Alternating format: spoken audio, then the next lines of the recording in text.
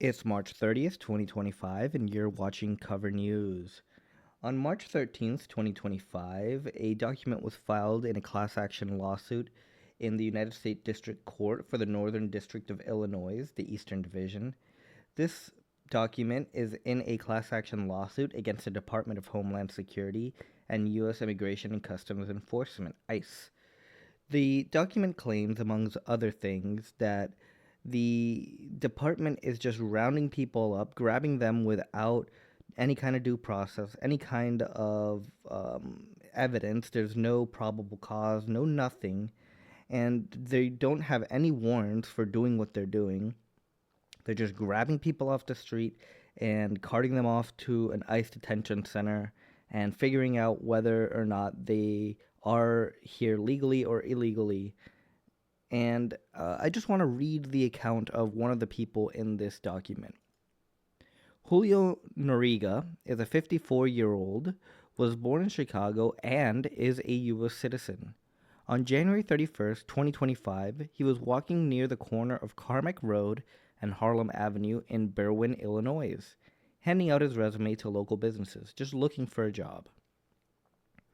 As he walked out of the Jiffy Lube, he was approached by an ICE officer who grabbed and handcuffed him and put him into a van without an opportunity to explain his citizenship. So just grabs somebody from the street and throws him in the back of the van, no questions asked.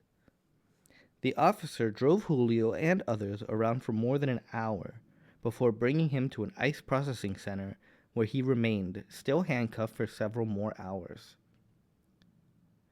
All the while, Julio had a wallet containing identification that ICE had confiscated. They have his wallet. They could look at his wallet and see very clear as day that this person is a U.S. citizen. He has identification. But no, they don't decide to do that. The officers never showed Julio a warrant, and they did not ask him questions to ascertain whether he was a non-citizen or a flight risk. After about 10 hours, ICE officers reviewed the contents of Julio's wallet, so they finally look at his wallet 10 hours later and realize, oh, we made a mistake. This person is a U.S. citizen. Realized that he was a U.S. citizen and released him with no money and no paperwork. So they just pretty much confiscated his stuff, released him out into the wild. Whoops, sorry, not going to take you back. You're an hour away. Go figure that out. Our bad. Julio reports that he was released with others. Hey, you're watching a short-form version of a longer conversation. Why don't you look at the pinned comment of this video to leave this treadmill of short-form content and watch the full video?